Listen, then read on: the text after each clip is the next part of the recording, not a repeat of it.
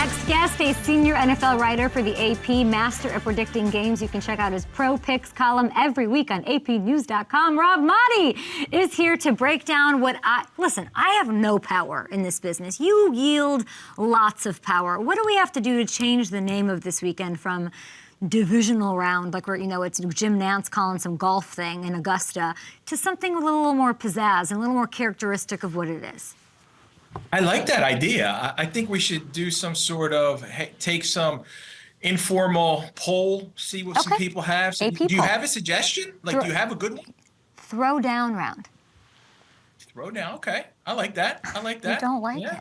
I don't care what it is as much as I just want I like to the master of the money line, what you just said too. Look, I branded that master of the money line, Rob MAADDI.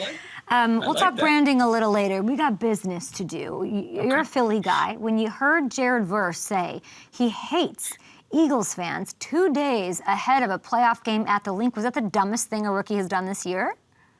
I feel at the rookie symposium, that should be one of the top 10 agenda items, okay? Don't insult Philly fans, ever. Just don't do it, especially 2-3 days before you're going into a hostile environment like that. They didn't need any more extra juice or any motivation to be fired up to hate the Rams, but they're gonna make life miserable for Jared. I'm actually gonna speak to him later on today. That was before this conversation, before this happened, so maybe he retracts.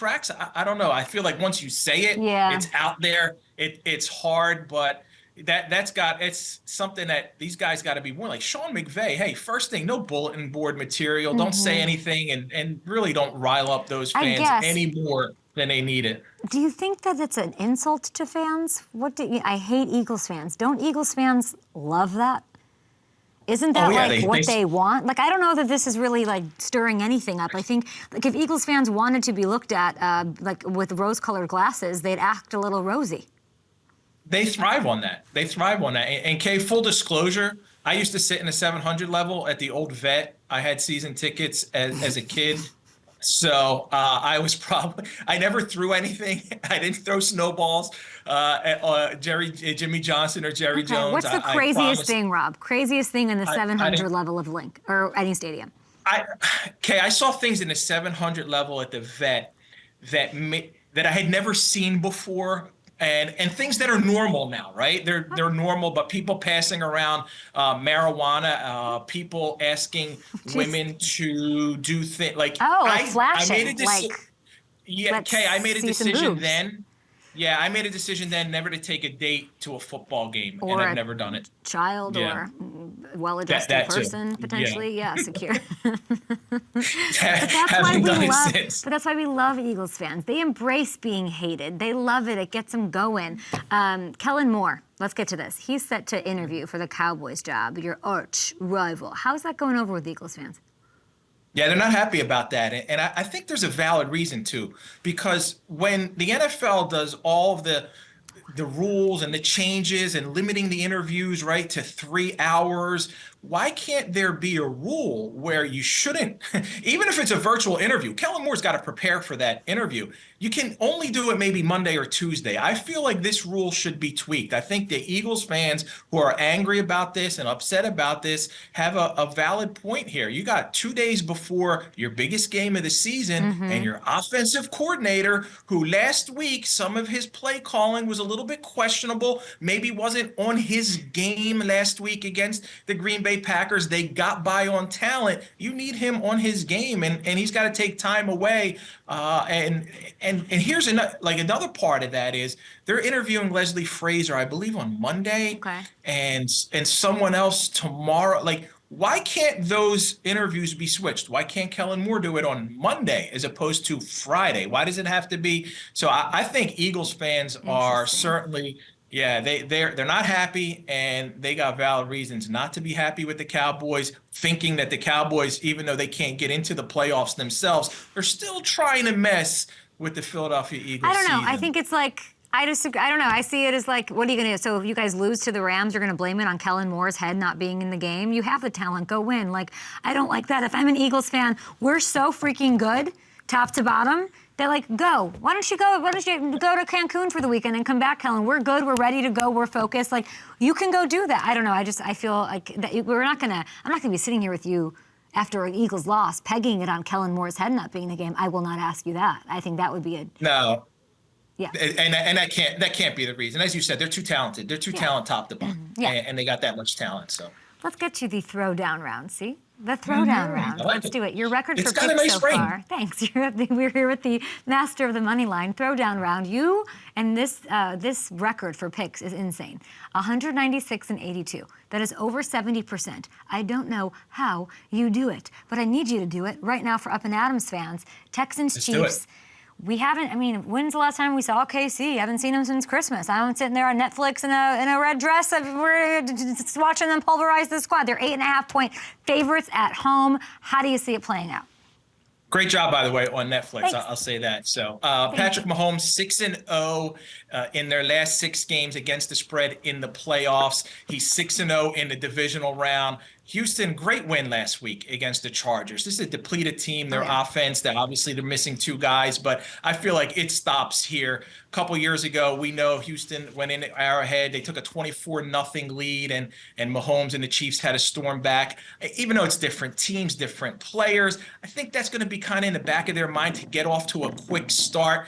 Joe Mixon being a little bit iffy, questionable, probably going to play, but I think that's going to hurt the Texans. They're 0-5 in their history in the divisional round. They have yet to play in an AFC championship game. I like Kansas City certainly to win this game and to cover, whether it's 9, 9.5, 8.5, wherever you have it. I got them 27-17. 27-17. Patrick trying to make it 7 AFC championship game appearances in 7 years as a starting quarterback. That is undeniable and crazy and ridiculous. Okay, the Saturday night game, it's Commanders-Lions. Washington, they're coming off a big win in Tampa. We got an unflappable rookie quarterback. I'm not worried about their 8.5-point underdogs, though. Do they have another upset in them? I was there for that game against Tampa Bay, and I was so impressed, super impressed, Kay, by Jaden Daniels and that team. Dan Quinn being as aggressive as he was. They did what they had to do. Here's a stat for you. Teams, though, that win as a wild card underdog, which the Commanders were, the following week in the divisional round, they're 2-20 straight up. So I spoke to Jaden this morning, and I was just in awe of how he's so, as you said, unflappable, poised, calm, cool, collected. This environment is not going to scare him. If there's a quarterback who can go into Detroit as starved as they are to win a championship, I think it could be Jaden Daniels pulling off the upset. Not doing it. Not doing it. In the end, I'm going to take him to cover, but I'll take Detroit to win the game 30-24. But I think the ball's going to be in their hand with an opportunity late. I've never met Jaden, and I officially hate you that I talked to Jaden this morning. Get out of here. Got me up early, too, though, okay? I'm not a morning person. Got up real early. It was Jaden Daniels had to get up for him. Yeah, I'm playing the violin for you. I feel so bad for you. I'm so jealous. Okay, Sunday it kicks off. Rams, Eagles. Let's break it down here. Philly is favored, as they should be, by 6.5 points. We got snow to consider. We got momentum to consider. Do the Eagles pull off a win at home? Oh, absolutely. Not only do they win, I think they win, they cover. This is my best bet. They're 6-0 at home, straight up in the divisional round. The Rams, though, here's one to help. Like Stafford and McVay on short rest are 8-2 against the spread together. And they're coming off that Monday night game. There's a lot of emotion, obviously, with the Rams and the unfortunate situation with everything that's happened out there in L.A. I feel like it's just a difficult opportunity now for them, right? They get that win. They win one for L.A. Short week coming into Philly. As we just talked about, hostile environment. Eagles already beat them. Saquon Barkley already had a big game against them in L.A. I don't think much has changed in defensively and offensively to the point where the Rams can pull off an upset like this. I see the Eagles pulling away, winning this one 29-17. Hamilton, what is this Matthew Stafford stat that you have? Hammy, can you pop in here? Is this true? Yeah, Matthew Stafford is 1-8 in games where it rains or snows outside in his career, which obviously the famous one was that 2013 game in Philly in the snow, the Shady McCoy game. Which that is, wasn't I'm about sure Matthew. if there's snow, we're going to be hearing of. Yeah, well, the Lions offense didn't do a ton of the game. And Saquon, too. Saquon will likely mirror what Shady did in that game, let's be honest. Interesting. This is everybody's favorite upset of the week, and Rob is saying it's his best bet. Absolutely, and it's one of those games where I don't even think Eagles fans are they're gonna be able to direct all their venom at Jared Verse in that fourth quarter, because I don't think it's gonna be a game. I don't think it's gonna be close at all. Wow. Saquon might go for another 150, 155 in this one. He's not going to hit 200. He might slide at the end to stop himself from going to 200. Yeah, yikes, not again. Hamilton's trying to annoy me by putting 34 degrees, 75% chance of snow, wind gusts of 8 to 10 miles per hour. Hamilton, I could not hate you more. Okay, let's wrap up the weekend. Ravens, Bills, Lamar Jackson up against Josh Allen. Baltimore favored by 1.5. Do what you're meant to do. This one is... It's for everything, right? Josh Allen versus Lamar Jackson, but they're not playing against each other. They're going against each other's defense. The Bills, 3 straight divisional round losses, and they got to get over this hump. And I feel like this is their moment. They're home. They're being disrespected, Kay. Home underdogs in the playoffs, the Buffalo Bills, for the first time since 1967. They don't need any extra motivation, but just in case, I think that one right there is it. This isn't for MVP. Those ballots have been cast and everything else is in, but this is for even bigger marbles, obviously. A trip to the AFC Championship, and I got the Buffalo Bills pulling this one out in a high-scoring 30-27 game. The Ravens need it too. They need to get over the hump. Yeah. Look, you think they're being disrespected. I respect that. Josh Allen, Lamar, you obviously said that the votes have been tallied. It has nothing to do with this game, the game after, or who makes it, who doesn't. We know what happened with first team All-Pro, right? Allen got 18 votes, and Lamar got 30 first place votes. What does that tell us about who MVP will be? I'm seeing what I'm seeing on Twitter, but is it that easy? There's been precedent before, right? It has happened where one quarterback, and we go back to 1987, Joe Montana was the first team All-Pro quarterback, but John Elway beat him out for MVP. So it wouldn't be the first time if it ends up that way. We'll find out at NFL Honors. That year, Kay, in 87, Montana's the first team All-Pro quarterback then is for MVP. He kind of split votes with teammate Jerry Rice.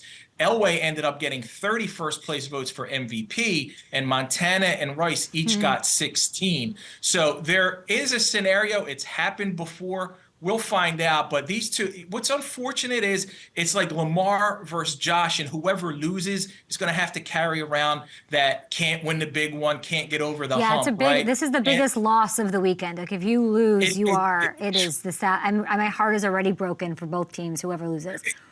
Awful. And it's unfortunate because they're both great quarterbacks, both great teams, and it's not always just, we all know, it's not always just on the quarterback. You need a full team effort. Yeah, okay, you're saying Buffalo's going to win, and the MVP conversation we'll see, and Saquon could come off the top rope. Saquon's obviously got to be, and we'll find out this week. We'll find out the 5 finalists. Oh, that's exciting. Can't wait to see that. You can follow all of Rob's work, his predictions, his Master of the Money. You got to change his Pro Picks column to Master of the Money Line for next year. I'm going to campaign for that. There we go. That. Let's do that. Let's do the throwdown round. APnews.com is where you find all that information. Rob MAADDI, thank you for joining me. And thanks for making these picks when I'm a piece of chicken. I'm a chicken. I would never make picks. He's great at it.